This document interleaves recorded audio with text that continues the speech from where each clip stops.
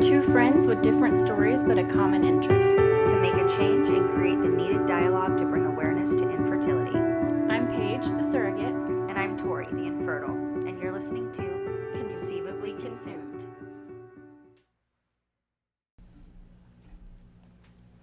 We're back! Hello. Episode 2. Yes, we are excited. Still. Yeah, still. Still riding the high. We had a lot of really positive feedback, which was really encouraging for us because, we kind of went out on a limb and this was scary for and vulnerable, yeah. both totally. of us. So, we were excited. But a lot of people wanted to know more about Tori and I and how we became friends and just, our stories and our journeys. And so that's what we're here to tell you today. Yeah, and just for one little bit of clarification, because we did get this a lot, Paige is not my surrogate. As much as I would love to carry a little dilly. I would never put that on anyone because goodness, that's going to be, I'm just going to, you guys, if you don't know my husband, he's amazing, but that He's kid's going to be, yes, that is a good way to put it. Just a little Viking, that's all. Yes, so she's not my surrogate. Maybe one day, but not currently. So we did want to clarify that. But a little bit about our friendship, so you guys have that context. We have been friends. I moved here from New York in 2007, so we've been friends since high school. So 14-ish years. Yeah, sounds about right. right. About 14, 15, our 10-year high school reunion's coming up. So I know Don't remind me. Yeah, so we've been friends for a hot minute. She was one of the first people I met when I moved here from New York. We bonded over the Jonas Brothers in the lunchroom. I still remember. Joe Jonas, still. No. Love. Kevin, 100%. You've always liked him. He's just so goofy. I love it. Yeah. But yeah, that's kind of, we've just been really friends ever since. Yeah. Tori was actually there our senior year spring break when I first met my husband Mitch on the beach in Anna Maria Island.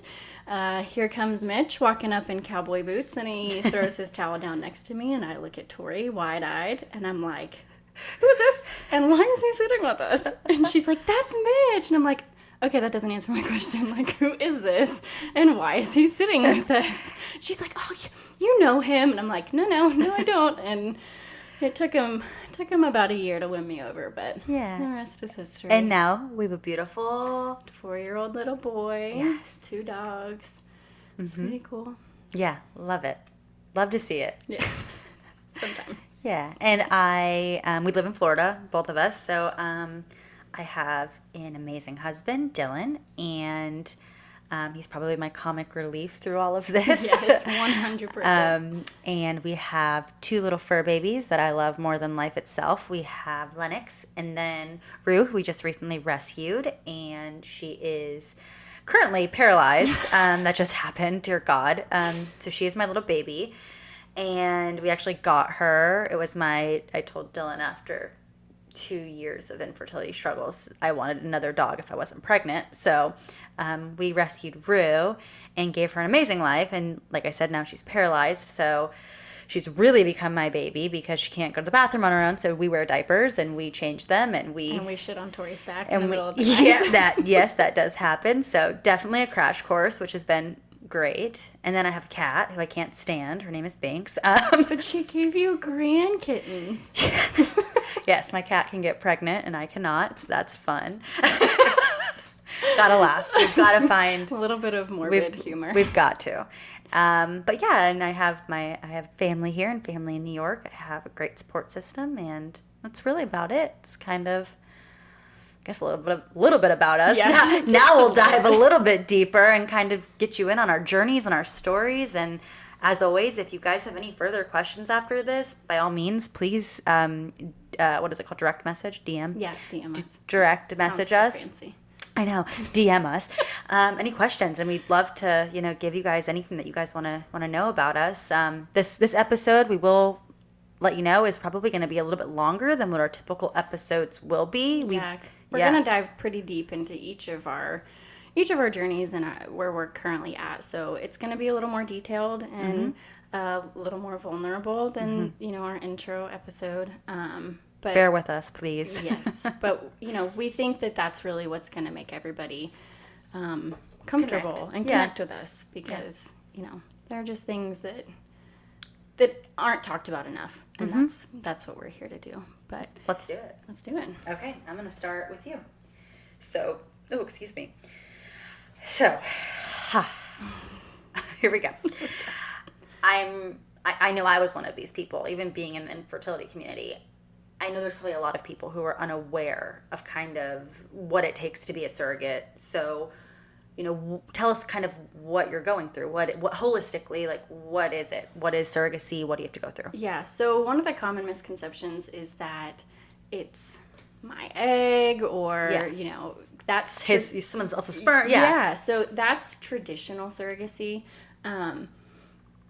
In the past, before IVF was a thing, they would just take a man's sperm, and they would, track ovulation of a woman who is willing to give her baby to another family who can't have them, and that's, traditional. So she's genetically tied to that baby. That is not the case with me. I will not have any genetic ties to the baby.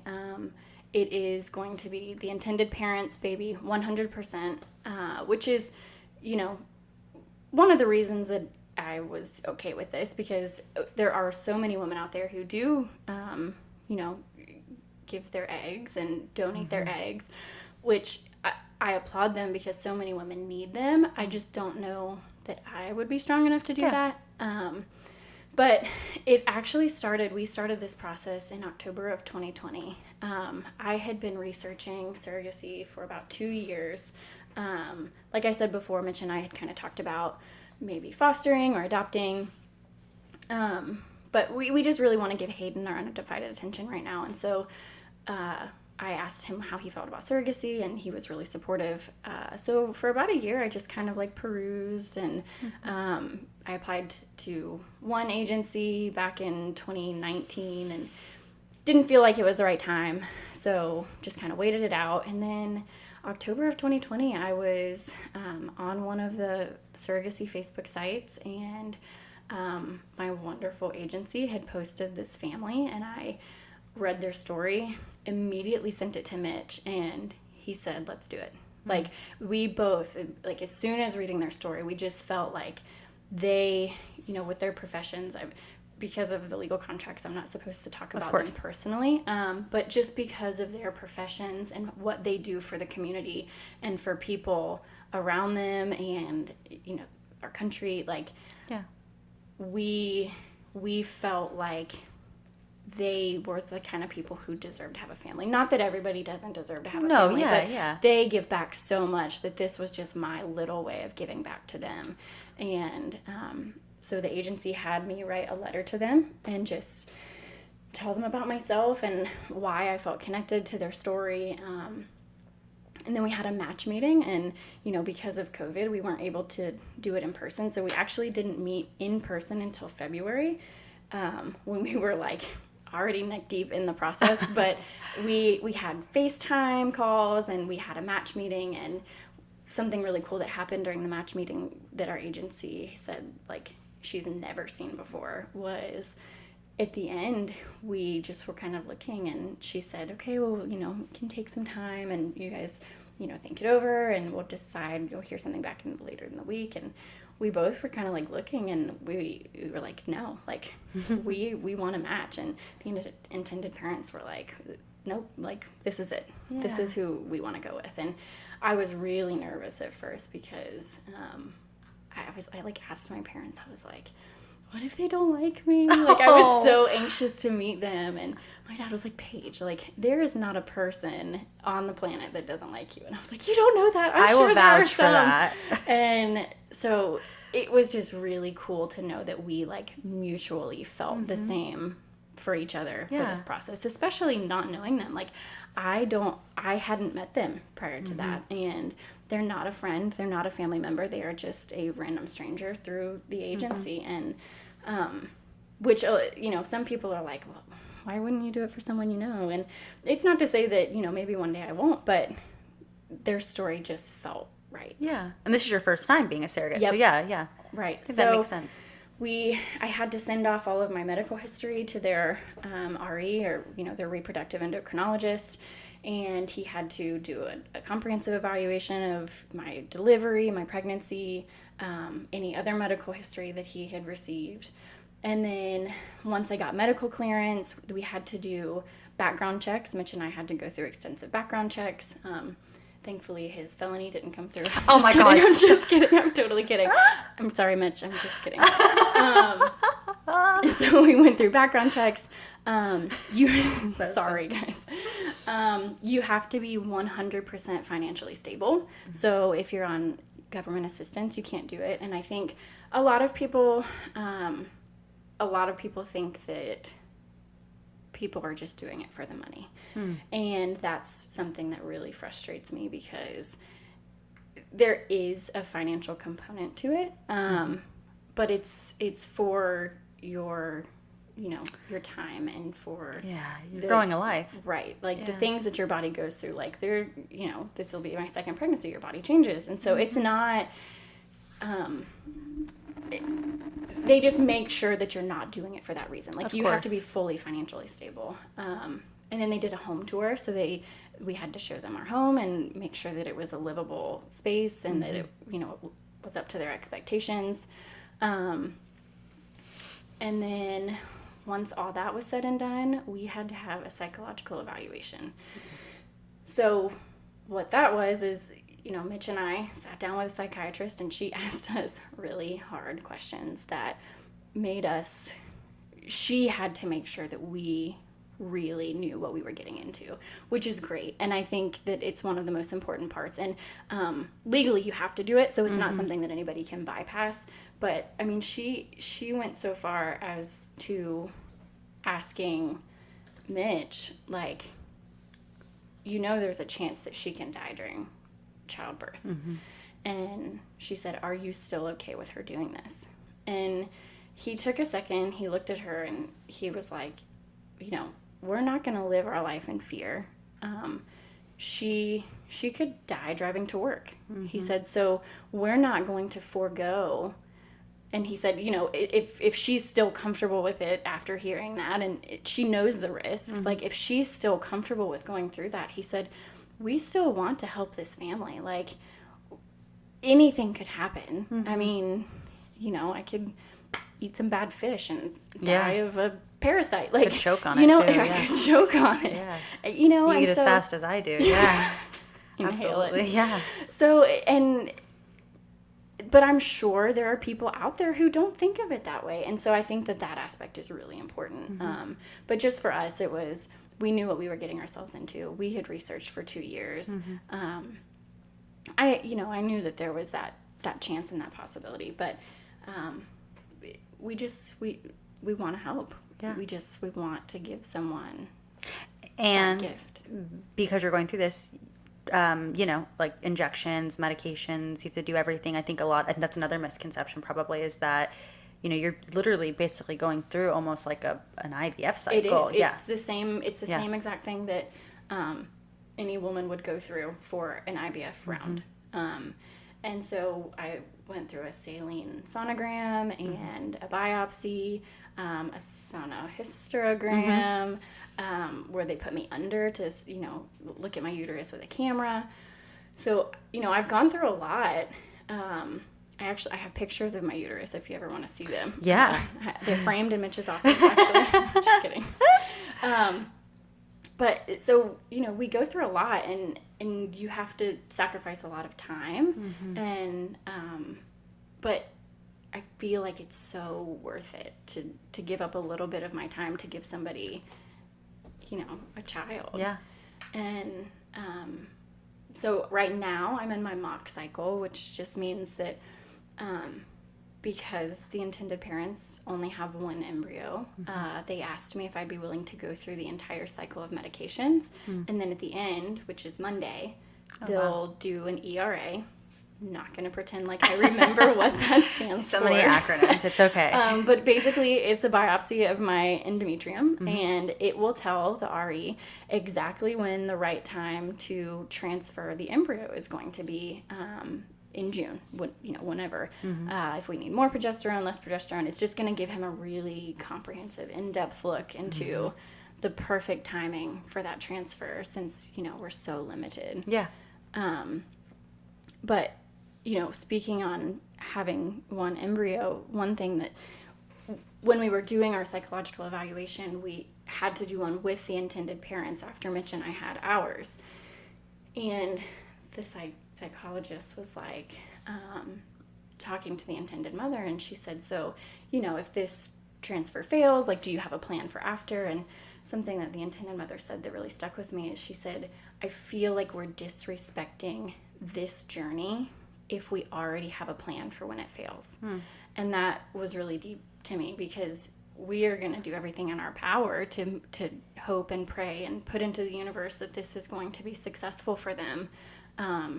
And it puts a little bit of pressure on me, but I think it's a good pressure. It's just making sure that my body is, the right place for them to transfer this little embryo. Yeah. So. Couldn't think of a better person. Well, thanks. Okay. Let's keep it going. Let's go. All right. So I'm sure this is something that you hear all the time, so I'm just going to ask it. How are you going to handle, or how do you think you're going to handle the attachment issue? Do you think you're going to get attached to this child? I'm sure people ask you that all the time. That was actually Mitch's biggest concern when we first started talking about this, is he thought that maybe I would go into depression after, or that I would feel like I went through all that for nothing. But what I explained to him is that I know, and I knew going into this that this isn't my child. And the whole reason we're doing this is to give somebody the biggest blessing. And if I thought for any second that I would be attached enough to where I couldn't go through with it, I wouldn't. I think that I've done a good enough job with, not just research, because I've done a lot of research, but also preparing myself to know that I'll probably be ignored a little bit after the delivery, but thinking that they're going to be in the room next door, with their baby, is just so cool. It makes everything worth it. And I think it makes the thought of potentially being attached kind of go away. So yeah. Awesome. Okay. So I know you spoke a little bit about Mitchell and, his support in this, but, elaborate a little bit more. Your family, Mitchell, how have you received support from your support system? What was the reaction, I guess I should say?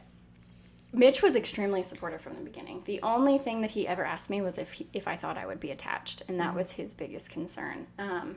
He never questioned it, never had a negative thing to say about it. He was always just really gung-ho, but he was also supportive at times when I would start to question things medically that were asked of me, and he was really that good sounding board for me. I kind of said earlier that when I first told my parents, they were ecstatic. They just thought it was so cool. And my dad has been really good about asking questions. He may not know all the terminology, but he's like, is it happening yet? And I'm like, no, not yet. And my mom's always checking in on me and just making sure, are you okay? The hormones do a lot. Yeah. How is it on your body? It's okay to be sad, but just let me know. Aww. And I'm like, Mom, I'm fine. I promise. And that means the world, though, probably. Yeah. And Mitch's mom thinks it's just the coolest thing ever. And so she's like, ooh, tell me what's going on. Tell me more. Right. So I've had a great support system. And I was kind of nervous to disclose it to the people I work with. But one of the really cool things about the firm that I work for is they are really big on being your true and authentic self.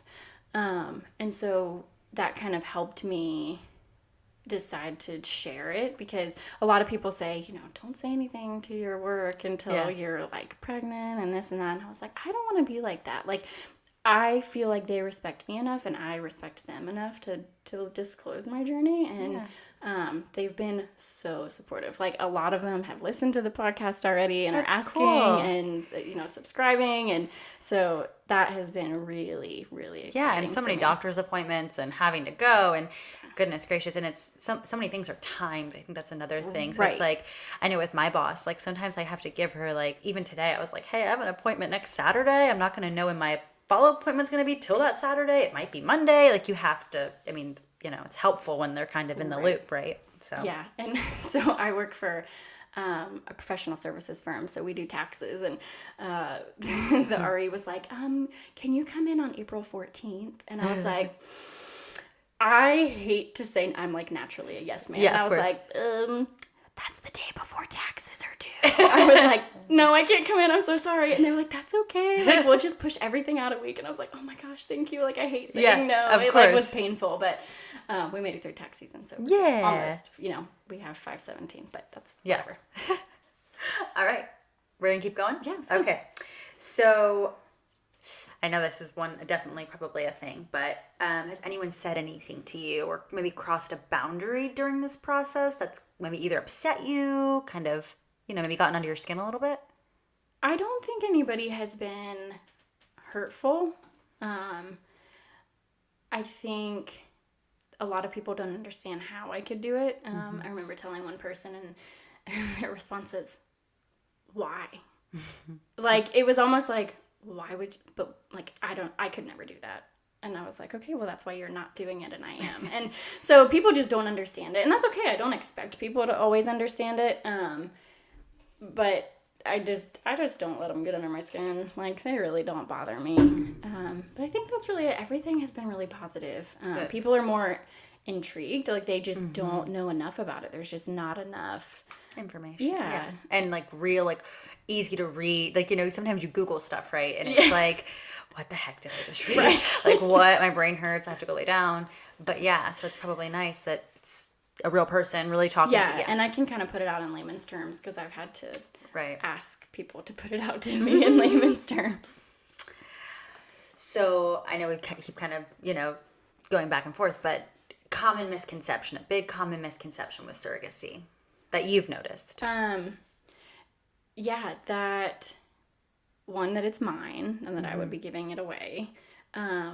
Two, that you're going to be a millionaire after, which is not true. Yeah. And then the last is probably when people say, like, when are they going to implant it?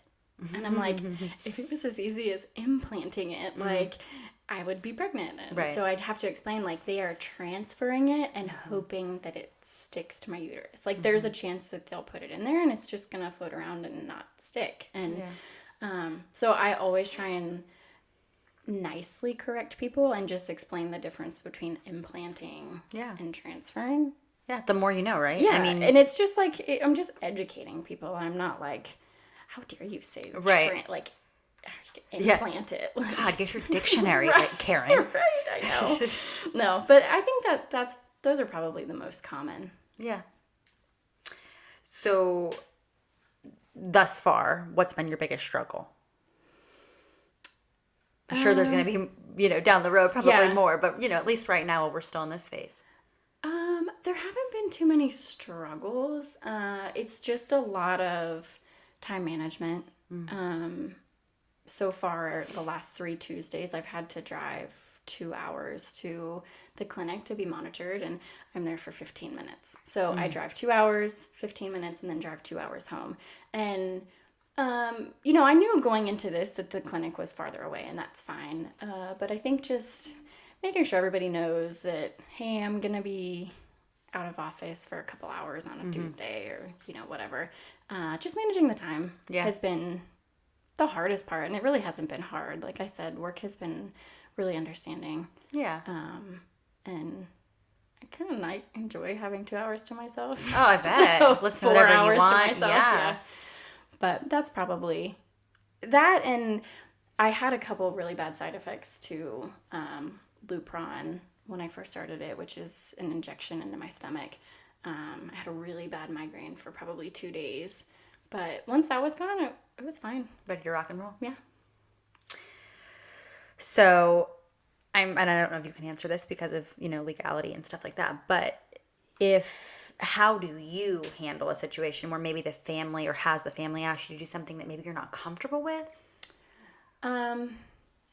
It wasn't the family. So one part of the process that I don't think I talked about earlier is we have a legal binding contract, and it's about 65 pages long. We both had an attorney. We both reviewed it separately and kind of made some tweaks and changes just for, what felt right for us.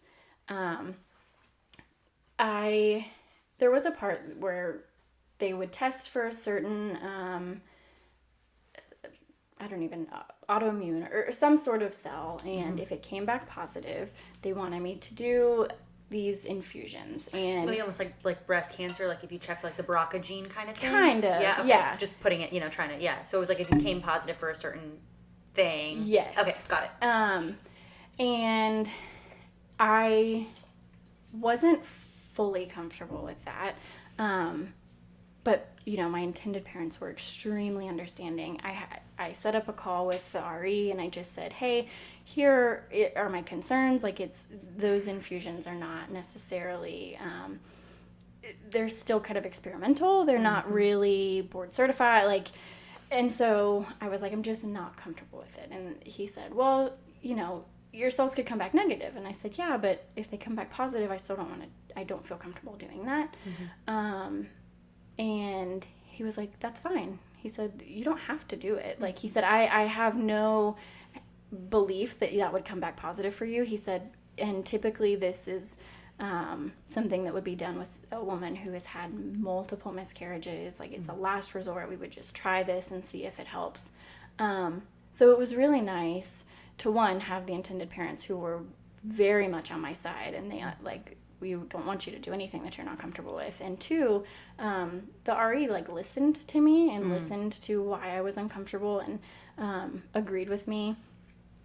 And we were able to fix things. And so what had happened is it was just kind of like a general, if this happens, then this will be the treatment.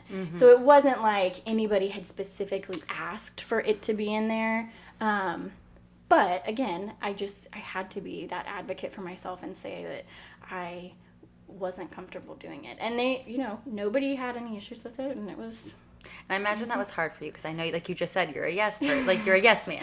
Yes, I went People back pleaser. And forth, and I told Mitch, I'm like, so if I just leave it in there, it'll be fine. It'll be fine. It'll be fine. He's like, Paige, he said, you will not be comfortable with it if you leave it in there. And I was like, okay, you're right.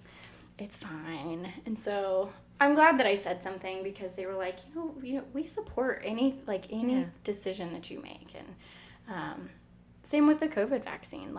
I told them I didn't feel comfortable getting it before going through this process because I'm going to be adding a lot of stuff to my body already. I don't know how I'll react to it. I don't know how it will react with IVF. And they said, that's fine. It's still your body. And so that was really comforting. I'm proud of you for setting boundaries. I think that's really important. Okay, we'll keep it moving. So what I know, besides carrying the child, which I'm sure is going to give you an amazing amount of joy, because that's a great thing that you're doing, has there been anything else in this process that's kind of brought in you that joy? Anything that's just really stuck out to be just that moment of this is so great? So we stayed at the intended parents' house the night of Super Bowl, and we hung out, got to know them. It was the first time we had met. And at the end of the night, the intended mother just hugged me and kind of started crying. Aww. And that was when it just felt like this clicked. Is why I'm doing it. I love that. So how has your decision to become a surrogate changed you? I think it has definitely given me a clearer picture into what women with infertility go through. And I think it's really what's pushed me to become an advocate and kind of speak out about it, and what really pushed me to want to do this with you. I knew I wanted to do this because I've seen people go through infertility, but I really haven't seen it and close seen up and personal. personal. I mean, like you said, I'm going through IVF, and so I'm going through IVF with no fertility issues and the thoughts that everything looks great and it's most likely going to take, or we hope that it takes. But there are women who are going through IVF and they have no idea if it's going to take, and they, they've already gone through so much to get there that they're doing that and as their like final hope, and it's just really opened my eyes, I think. Yeah. So I know this kind of ties into the last question, but maybe you can elaborate a little bit more. What do you enjoy most about being a surrogate? Explaining it. Yeah. I really enjoy telling people that does not surprise me, because I'm like you've always been like a nerd. No, I would say a bookworm, but I guess, but just like okay, you've always a bookworm. A nice way of saying a nerd. But I'm a nerd. Yeah. But I mean, I think it's cool that I know that about you, which is fun, and I know you've always loved to be like. I just like I like talking about it. I like telling people about like what I do and what those things that I'm doing, are doing in the long run, and why we do it, and the background behind it all. And so that's probably, I like that. Okay. What made you choose the family that you did without obviously giving up too much? Kind of like what I said earlier, just, I read their story and everything that they've done for their community has been amazing. Like they give back so much, and they give and they give and they give, but they're not getting anything in return. And so I just feel like it's their turn. That's awesome. I love that. Okay, last question. Drum roll, please. What is your best advice for somebody who's maybe, dabbling in the idea of surrogacy? Any advice? Do a lot of research. And I don't mean like a weekend of Googling. I mean like at least a year of researching laws for your state, researching what it means for you, what it means for your, like how it's going to affect your life, how it's going to affect your job. There's so much that goes into it. Join surrogate Facebook groups, like just kind of lurk in the background. That's what I did. I learned so much through these women who are posting about their trials and tribulations that I didn't learn on Google. Like Google didn't tell me about surrogacy. Find a good agency. If you're going to go through an agency, they are going to be they're going to advocate for you. They're going to be the person who stands behind you. Don't just go with the first agency you find. Like I said, this was my second one before I pulled the trigger. Just do your research. Don't jump into anything, because you'll be blindsided. There's always a chance of feeling taken advantage of. This is still your body at the end of the day. Yeah. I was going to say, are there any good resources? I mean, you said you Googled, but I mean, off the top of your head. Honestly, that Facebook group. Yeah. It's surrogates and intended parents. And it's so many constantly questions posted throughout the day, and what does this mean, you can go in there and say, how do I get started, and how do I become a surrogate for so and so, and the women in there are so genuine. Occasionally you get a little bad egg in there, but it's fine. That's everything. Yeah.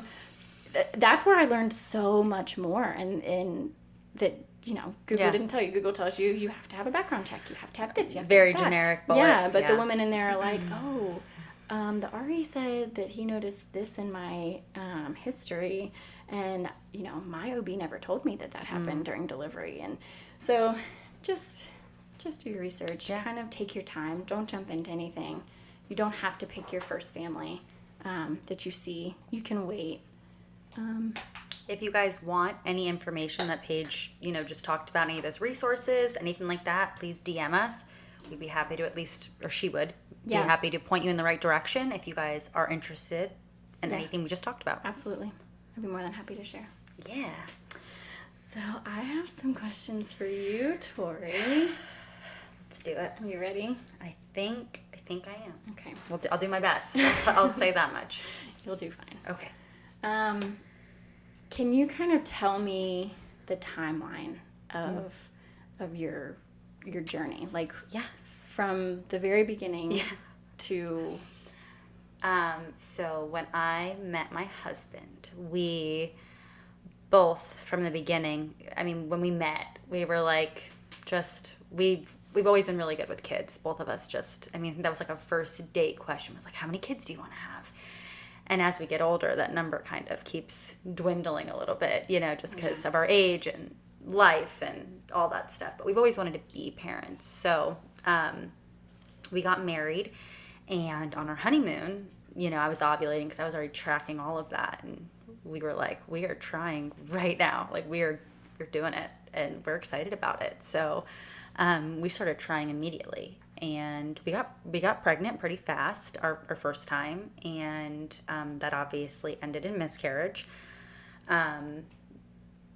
Do my best to get through this. Sorry, it's just your time. Yeah. Okay. So we had a miscarriage, and we just kind of were like, okay, you see the statistics. Right. It's 1 in 4, I think, which I think is totally inaccurate. When you hear, God, I have people reach out to me sometimes. They're like, oh my God, I've had a miscarriage too. I'm like, goodness gracious. So we obviously were hurt and upset, but we moved past it, and kind of chalked it up to more so like this happens. This is very common, and we kept going, and we had a few more. We've had miscarriages and chemical pregnancies, more chemical pregnancies than miscarriages. Do you mind if I ask how many? So our miscarriage, we've had 3 miscarriages. We've had 5 chemical pregnancies, which I think chemical pregnancies, that's a thing. I would, those kind of explain. Yeah, of course. So a chemical pregnancy is a pregnancy that is detected, I guess, before it's really deemed a miscarriage, which I guess is further along than 4-5 weeks. So I remember a doctor told me once, they're like, well, the reason you keep getting chemical pregnancies is because you're testing like a lunatic. I was done with that doctor after that. Dumbest thing I've ever heard. Mm-hmm. Like, your body still has the hormones Correct. related to pregnancy, regardless of when you test. And it doesn't make it hurt any less. Right. And I think that's something I've learned too, is like, I almost hate calling them chemical pregnancies, not because I want like more pity or like anything like that. It's more so a loss is a loss is a loss, no matter which way you cut it. It hurts the same.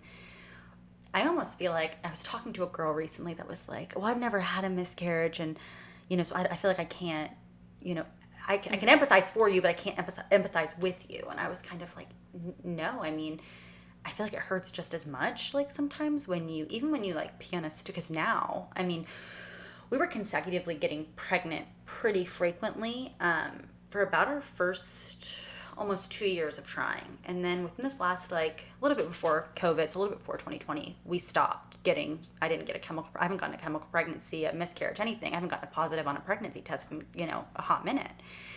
And some of that's probably attributed to stress. But, I was like, no, I think it hurts almost not just the same, but it still hurts. It still hurts. Yeah, right. It still hurts. When you want something so bad. Exactly. And it's like it's almost like when you go through an IVF transfer, right? Like, you're pregnant until proven otherwise at that point. Like you just said, like, they're not implanting it, they're putting it in there and they're hoping that it sticks, right? But at that point, you've done everything you can do. Right. And you are pregnant until proven otherwise. And that hope and that dream and that want for a baby is no greater than a woman that's gone through it. I mean, we all want those babies. And I think that that's a common misconception, just the chemical, the terminology. Right. But yeah, it's been hard and it sucks. And I'm Italian, so I grew up with all these brothers and all these sisters, and I've always wanted a big family. And like I said, I'm the numbers, like my birthday's in like 2 weeks, and I'm like, God, I don't want it to be here, because I don't want to be another year older with still nothing to show, child-wise, nothing to show for it. And my husband, we're 8 years apart, and he's a type 1 diabetic. So although he has good control over his disease, it's scary. Right. And it's been a hard road, and we struggle every day, and we get up, and we're good people, and we try hard, and it's definitely been just hard. So what would you say kind of gets you through those hard days? What gets me through those days? I think it's taken me a minute to get here, but... Wine? Yeah. No, Tito's, soda, lime. No. Tito's sponsor us. Yeah, God. No, I've recently kind of taken up acupuncture and yoga and meditation, because I'm kind of on my last leg here, and what can help me. I've pretty much tried it all. I've done it all. So I think the biggest thing has really just been someone said to me recently, you can't get mad at the way people react to situations, or the way people react to you, because you're not them. Right. So that kind of resonated with me. And I'm like, okay, so, if someone says something that pisses me off, or a doctor says something, or I get bad news, I can't really control the outcome, right? So I need to just kind of sit back and control what I can, which is my mood and how I react to those things. So I think really the biggest thing has been taking a moment, taking a step back, kind of looking at what I'm grateful for, look at all the blessings that I have. I have this amazing husband, I have this amazing family, I have these amazing animals, I have a good job, I have all of these things that do fulfill me. So I think the biggest thing is really just taking time to reflect and showing gratitude and knowing that I was intended to be a mom. And I know that when I was little, my parents will tell you, they're like, what do you want to be when you get up? I want to be a mom. I do. I've always wanted to be a mom, and I know that's what I was put. I'm going to give a child a lot of love, and I am ready to do that, and I know that my time will come. Whenever it does come, I'm going to do that. So just going to sit back and kind of better myself. And even when Rue just became paralyzed, my mom joked, and she was like, maybe this is just the universe kind of preparing you for something bigger. Yeah, and I took that, because I think I even told you when we rescued Rue, I was like, this is the most content I've been through my infertility journey, like getting her, because she loves attention. She needs attention. It's what you needed. Oh my God. She's like, I was going through my first IUI cycle like it was nothing. I was like, I'm not worried about anything. I'm good. So, I think she's been a little bit of a blessing in a weird way. Just kind of whatever she was intended to do in my life. I really do believe in that. And I think that's why I fought so hard, for her, and why I continue to do that. But that's what gets me through, is just knowing that there's something else that's going to happen, and I'm ready for that. Sorry, I didn't mean to make you. That's okay. Hey, I'm getting through it. It's okay. What would you tell young Tori if you knew that you would be where you're at right now? I think, oh God, I don't even know what I would tell her. I'd probably beat her ass a couple of times just for fun, because she was a little jerk when she was younger, especially to her mom, so I'd probably beat her butt. But I would just tell her to be positive, remain optimistic, but cautiously optimistic. And, I never thought this would be my life. I did not, ever. And I mean, you talked about Friends, our first episode, and looking back, because I loved Friends, and I still do love Friends, but Jennifer Aniston, she was a single mom. Phoebe was surrogate, and Monica went through infertility. Right.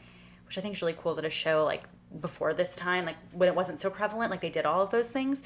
But I can remember also watching that show, and I never thought I would be in a situation like this. So I think it would really my advice would be just live every day, do what you want to do, but always remain cautiously optimistic, and things happen that you're not expecting, and you just got to be a little prepared and educate yourself and be ready if those things do happen.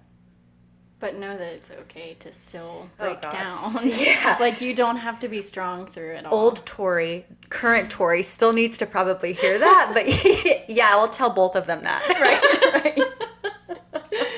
Oh, and also, not to be afraid to ask for help. That's something I'm really kind of getting to right now, is asking for help, because, you suffer in silence for so long. You bottle all that up, you start to get resentful and angry and mad, and then everything pisses you off. I mean, the way, I can remember biting Dylan's head off the other day for just saying, he was making a very small joke. It might have been the hormones. It might have just been the fact that I'm just on edge.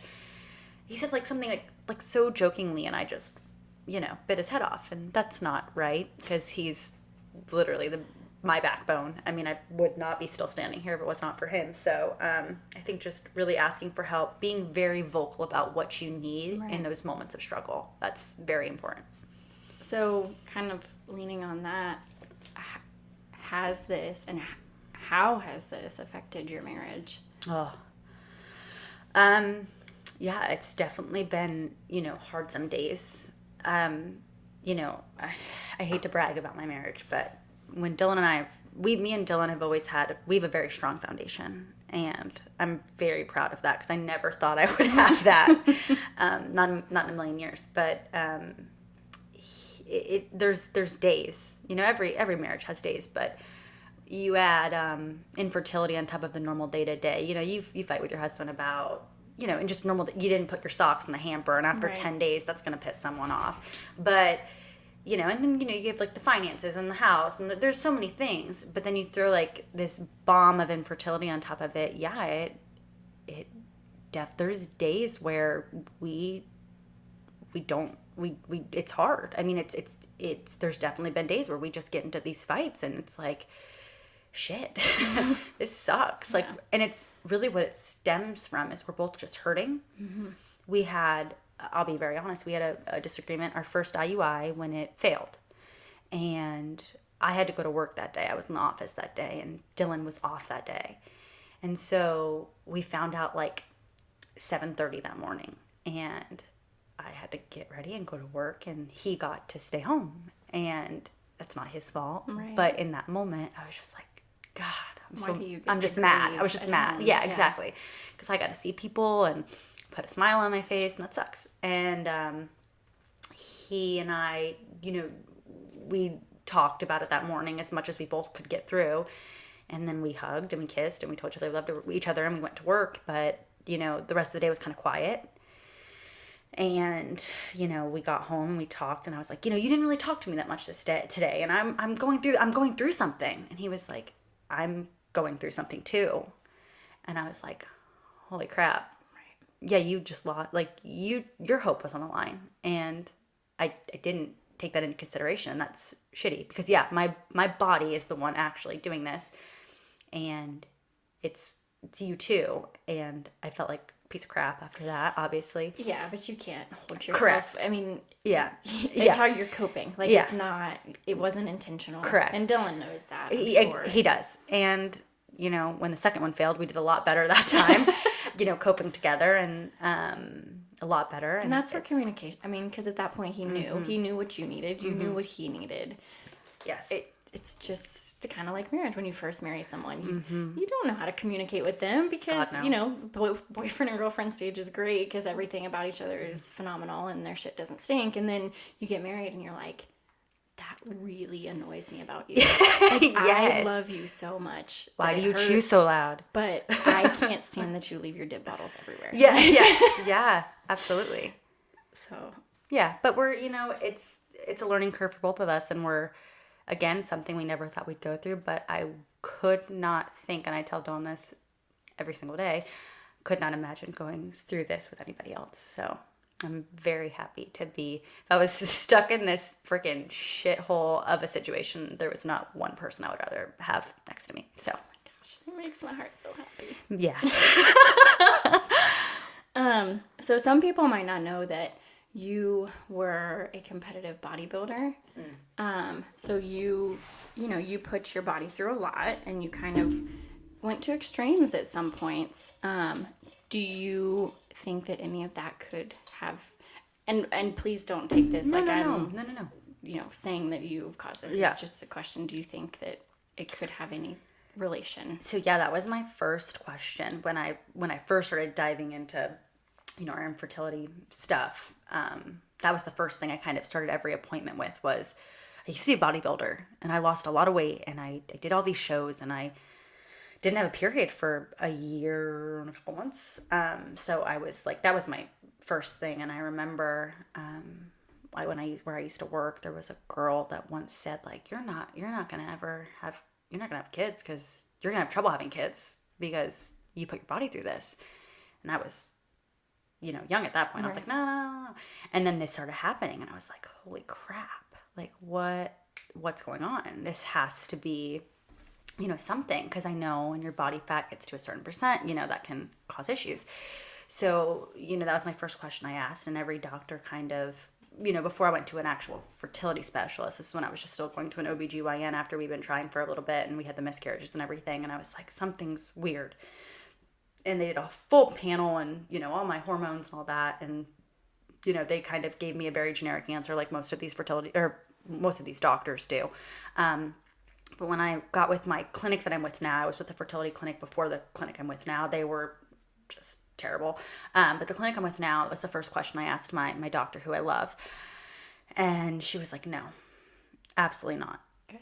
And I think it gave me a lot of peace of mind because I beat myself up a lot because I've always been that person where it's like, I want to do something, I'm going to do it, and then I see it through, which I think is why infertility has been so hard for me, because it's like, I want something, I see it, I do it. I wanted to be a bodybuilder, I lost all this weight, I got in super good shape, I did this amazing thing, and then, I could do it. With infertility, It's like, I want this kid, I can have a kid, can't keep a kid, it's hard. But that was the first question that I asked because, I lived with that little bit of guilt in the back of my head where I was like, God, you wanted to be a bodybuilder so bad. And then now look where you're at. And they deemed that out immediately. That's great. Yeah. I bet that was some reassurance and just kind of took some weight off your shoulders that this isn't anything that you've done. Like, Correct. Nothing in your life, like drinking Tito's has not done this to you. Like, correct. But yeah, I know it was nice. I mean, my issues are more about the fact that I can't ovulate on my own. And I don't ovulate every single month. So there's that aspect. There's also the aspect of I do have hormone imbalances. But those, again, wouldn't have been caused from bodybuilding. Right. And then there's, obviously the unexplained aspect of it because something does not add up in the whole equation. But yeah, it did not have an impact, which is something I can lay down my head at night and feel at least a little bit better about. Right. So you talked about how you've been to multiple clinics. Mm-hmm. What would you tell a woman who's experiencing this to look for in a fertility clinic? Oh my gosh. Again, like you said, do your research. Really do your research. I have a few friends that I talk to that are in the infertility, kind of community, and I always pick their brains all the time, and they're amazing. And I think what steered me the most away from my last fertility clinic was just, I wouldn't say the lack of empathy, but it was kind of just like, they weren't really connected to you. Like your story. You were just a patient. I was like a number. Like you go to the deli, you pick a thing, and then they call you, and you go up and you get your cold cuts kind of thing. It wasn't like they knew me, Tori, Magdans. This is your history. Like there was times where they would say something, and I'm like, that's not even my history. Like, have you read my chart? Like, and that's frustrating because you're spending a lot of money. Right. I mean, a lot of money, and goodness gracious, they have wait times out the wazoo. So you're like, I've waited a month and a half to get in here, and now you're like, I had one doctor I got in touch with, and I had an appointment, and I was on Clomid for far longer than I should have been on Clomid. And I found that out. My current doctor was like, why were you on Clomid for so long? And I was like, I don't know. I'm not a doctor. Like, right. I just show That's up. what I pay you guys for. Yeah, I'm just coming in, like, trying to get my baby. That's all I'm trying to do. And she was like, oh, my goodness. But when I was going through with that doctor and they had me on Clomid for so long, I ended up developing a really big cyst on my left ovary. I mean, big. Like, big enough to, like, because, you take these hormones, and one of the side effects is developing a cyst. Right. But that's why, you usually go in on day 1 to 3 of your period. They do an ultrasound. They make sure everything looks good. You go home with your meds if everything looks good, or, they send them into the pharmacy. You pick them up that day. You start your meds. You come back day 21 usually. You get your blood work done. You do another ultrasound. You make sure everything's looking good. You then have sex when you're supposed to have sex. And then if you get your period, you come back. So we went through that process, and they probably should have caught the cyst sooner than they did, and because the Clomid was just kind of making the cyst bigger. So they didn't catch it that 1 month, and so the cyst grew, which can be detrimental. Extremely painful. It was not a good time. And the best part was, the kicker was, I came back, and they're like, oh, you have this massive cyst. You want to know how you're going to have to get rid of it? You have to go on birth control for a month. And I was like... So then you feel like you're taking a step back from Oh, cool. Yeah, this sounds great. I would love to do this. Like, what? No, like, dagger to the heart. Don't want to do this because, in infertility, a month feels like a year. Right. Days feel like... everything was just so long. So, long story short, when I came back after the birth control and I did another round of Clomid with them, she looked at me and said, God, I have 6 other patients right now, and they all got pregnant on Clomid, but you're just not. And I like looked at her. How dare she compare you? Oh my God. Who says that to somebody? Like, literally, I remember I told my friend, I think it was, I can't remember who I told, but I told her, and she was like, did you slap her? I was like, no, but I should have, because I was so sad. Like, I was like, cool, so I'm just further kind of being, failed. So I definitely got rid of that clinic. And yeah. So I guess to summarize all of that, I'm so sorry I went on a rant, but people can be inconsiderate. So I think the biggest thing to look for in a fertility clinic, a doctor, is empathy. Like my doctor I have now, like she made me a promise. And I thought that was kind of cool. Like when she looked over all of my labs, she was like, "We're gonna have a baby in a year. We're getting close to that." That gives me goosebumps. That was we're next month will be a year. So I mean, she was very confident, and I liked that. You don't want to have false hope. Right. But look for a doctor who's willing to fight for you, going to be an advocate for you. A thing I liked about her too was that she was very honest with me. We were very much so in the beginning. We weren't a candidate for IUI for a few reasons, and it was just IVF and that was it. And she gave me an option of, hey, do you want to work on your hormones for 90 days? And if your hormones do not respond, you and your husband's hormones do not respond, we'll do IVF. But if you're my sister, the advice I would give you would be to try these hormones. And if they work, I would try IUI because it's a less invasive and less expensive form of fertility treatment. I thought that was kind of cool. Right. Because there's a definitely a stigma against fertility clinics for being out for your money, which at times I do feel that way. But she had every opportunity right there to take $25,000 from me for IVF, and she didn't. And she gave me really good advice. And I thought that was kind of cool. So I would definitely say do your research. Find reputable clinics where people have gone. They don't necessarily even have to have success, because I think that's your body. It's not really the doctor's fault. Right. But definitely find reputable places. Connect with your doctor. You'll know. And that was how I felt with my doctor, Dr. Patel. She's amazing. And she made me feel seen and heard. And I thought that was cool. Okay. So you talked about, that you initially weren't a candidate for IUI, but you're now going on round 3. Mm-hmm. I'm in the middle of round 3 right now. So you want to tell us a little bit? Yeah. We're on IUI number 3.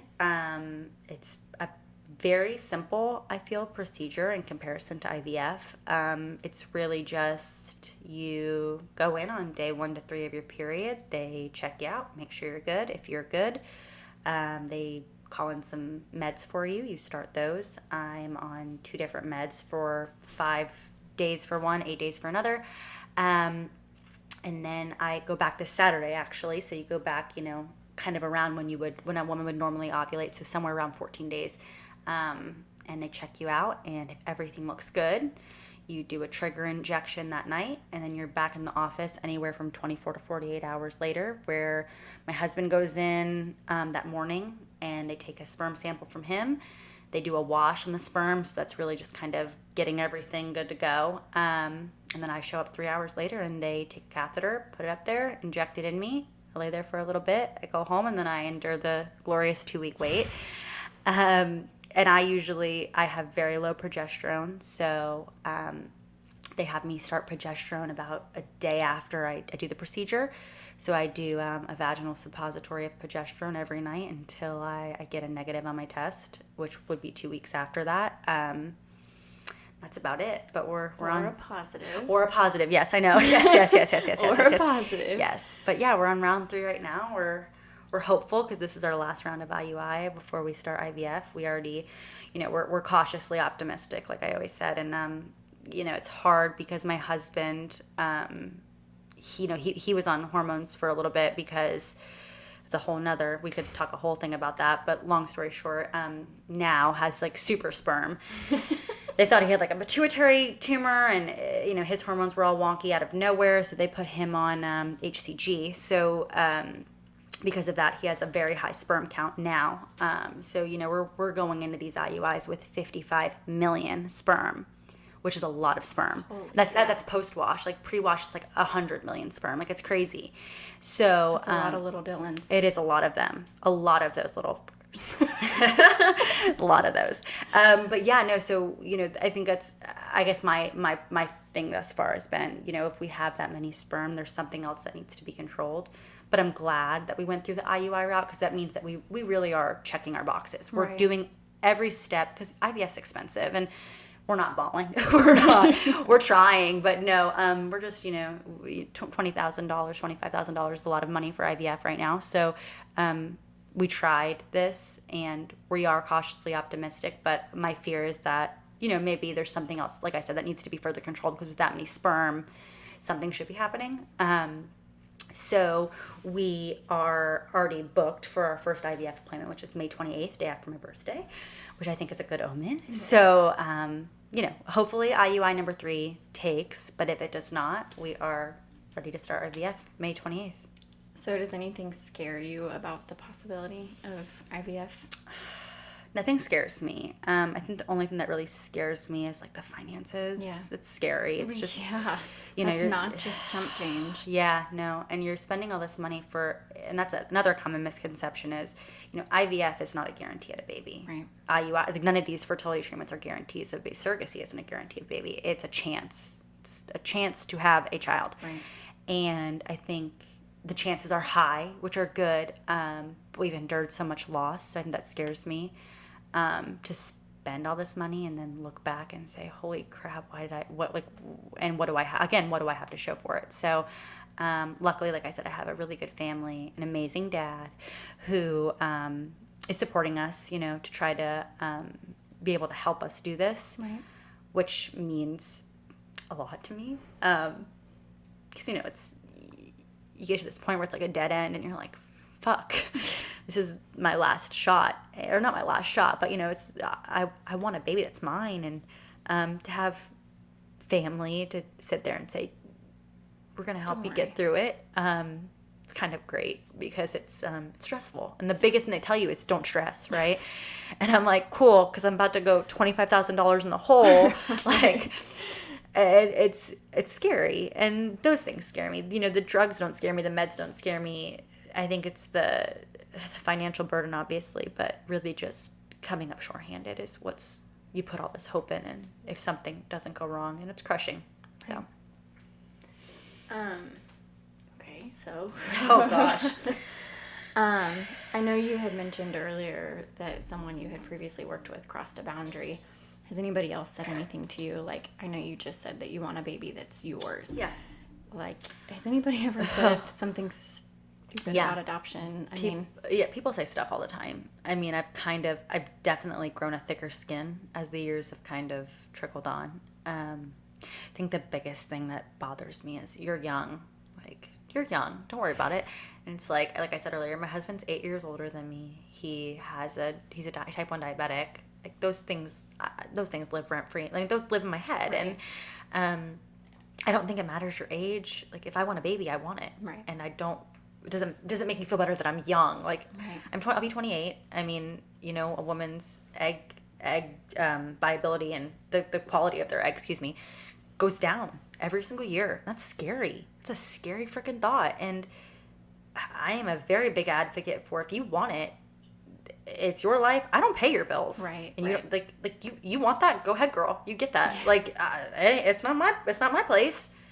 And so definitely the age thing really, really bothers me. I don't like when people say stuff like, "Oh, you can have my kids. They're bad. Like you take my kids for a day." It's like that's offensive. But... Yeah, it doesn't make me feel better. Those kinds of things bother me. There's just like little thing, and I say this by following it up with, I know people don't intend to hurt my feelings, right. But it's just like these little jabs that I think people don't like. Oh my God, like I can't believe you're struggling. We didn't have to try. Like little things, they right. just kind of weigh on you. Yeah, like, they just weigh on you. Don't need to be said. Yeah, and those kinds of things just bug me. But I mean, other than that, no one's really said anything. I think, I've heard the bodybuilding thing from a lot of people. Do you think that affected you? And it's like, oh, I didn't think about that. You know? Right. But, or like, oh, just stop stressing. Just go on a vacation. And Just it's like, stop trying. oh my God. Like, why did I think of that? Like, holy What a shit. novel idea. What the fuck? I didn't even think of that. Like, oh my God, mind blown, you know. So it's like, if it was that easy, I would love to. And Right. and the last thing I'll say is just that I've realized recently is, you know, and this is even with like close friends and family, is like when I've been going through these IUI treatments, the meds make you feel, they mirror pregnancy. The symptoms that you feel, you know, your boobs hurt, you get nauseous, you have a headache, you have all these symptoms, and people are like I'll be talking to them, like, how you doing today? And I'm like, oh, you know, I just am so tired. And they're like, oh my God, like you might be pregnant. And I'm like, no, it's not that kind of tired. They're like, but is it this kind of tired? And I'm like, think you guys fail to understand. I've been pregnant before. Right. I know what my body feels, and I think that's like, it's like discrediting, because it's like, you don't remember my baby, and that kind of, you know what I mean? Yeah. Sits wrong with me, and I get angry, which I'm working through, because, you know, I don't have anything to show for it, and I wasn't as vocal with my miscarriages as I am now, and I don't think people mean it. No, I think that they're being optimistic for you, and it's hard because I mean, even I know that, you know, the last 2 rounds, you're like, I'm kind of feeling a little nauseous. Yeah, of course. Like, yeah. You know, obviously we want that to be the side effect. Like, we don't want it to be a medication side effect. Of like, course. we want it to be a pregnancy side effect. But right. It's totally valid that you get angry and frustrated. And it's just that, you know, little fiber in your being where you're like, no, I've been pregnant. I know, like, just because I don't, you know. So that's I'll leave it with that. It's just, you know, it's hard. So this one's kind of a tough question, and I kind of teetered back and forth with asking it, but what is your internal, like, how do you, I don't even know how to, like, word this properly. Like, what's your internal response when you find out that your friends are pregnant? Oh, that's a good one. Internal response? Yeah, like you're raw, like you're true. I'm never not happy for anyone. I said this in our first episode. I think every baby is a blessing. And I also think you don't know what people have struggled through. Right. As we see now, you know, I have people that reach out to me all the time that are like, you know, a second hand infertility, like you have your first baby, like, fine, and then the second one you have struggle with, and nobody knows. Right. So I think, in the beginning I was more, not angry. I think it stings. Not because of who the person is or like it's nothing about them. Right. It's literally just somebody blatantly. Just a blanket somebody pregnancy. Is pregnant and I am not. Somebody is pregnant and I am not. Not that they're not worthy or they're not, like, you know, whatever. It's really just another one. Right. Like, what is it, DJ Khaled? Yeah. Another one. And another one. Yeah, it's just like another one. And I was talking to my friend the other day, and she was like, oh my God, is it just me? Or like, is there so many pregnancy announcements right now? And I was like, goodness gracious, yes. Every time I open my phone, and it becomes overwhelming at times. And it's always like you see them on the days that you're having the worst days, you know? And so it's not like I feel like any jealousy. It's more just, why her and not me? Like, why not me? Right. And I'm always happy for people, and I've worked through that. I used to get very bitter. I think what hurts me more about friends, not like strangers, but just like friends, is like sometimes there's like maybe not like the decency to, like, not that I ever want anybody to like tiptoe or like coddle me or give me pity, but compassion and empathy are two things I try to practice on a daily basis outside of infertility. So, you know, those things, but most of my friends have always shown all of those things. So, I think I'm always happy. It's just, it always stings a little bit. Yeah. So, you know, you've been going through this for 3 years. How have you changed over these years, and, you know, all the trials and tribulations and losses? And I've evolved. I'm finally, I think, in a really good place right now. I think I've kind of gotten to the best version of myself in the last 3 years, like right now. And I don't really know what to attribute that to. Maybe it's just like I've had enough and I've kind of like taken a step back, but In the beginning, I was bitter and angry, and I was not optimistic whatsoever. I still suffer from that a little bit. I just get, a little negative, which because I'll text you. But I think I've just, in the beginning, I was just really angry. And I'm still angry. I mean, I'm still mad at, this situation. But like I said earlier, I'm learning to take a step back, kind of reevaluate, and just keep moving. I mean, it's so cliche, but there's this quote that's like, you were given this mountain to show you can move it. And I really feel that way because, dear God, this is a lot of stuff to throw at one person. Yeah. So I've got to think that there's a means to this end. It's led us to this. Yeah, absolutely. If we're helping one person. Oh my God. You, by sharing, I feel so fulfilled doing this for that reason.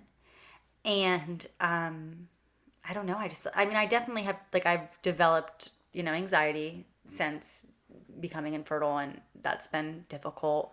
I have crippling anxiety now because everything just triggers me in some way or another, and very paranoid. And even when I started opening up about my infertility, there's times where I'll look at Dylan, I'll be like, was that okay to post that? Can you reread what I wrote? I gotta delete it. I deleted something the other day because I was too vulnerable. I was too open. I was too, I can't talk about that. And I'm like, oh my God, this person's gonna, this person probably thinks I'm so crazy. I don't know. I remember one time you texted me and you probably were like, nobody's gonna want to read this. Yeah. Nobody cares. I'm not gonna post this. Yeah. And I'm like, Tori, people care. I know. And it's not because they're being nosy. It's because they genuinely care about you and what you're going through, and they want to support you. I mean, there are some nosy freaking people out there. Of course. There's that. I hope y'all just heard Tori slurp her Tito's. Yeah. But yeah, no. I think that's just, I've changed, and I've gone through all these motions, and I'm becoming this person that I kind of like. And she all right. She all right. She cute. But no, yeah, it's been interesting. I'll say that much. And if this continues on, I can't promise that I'm still going to be this.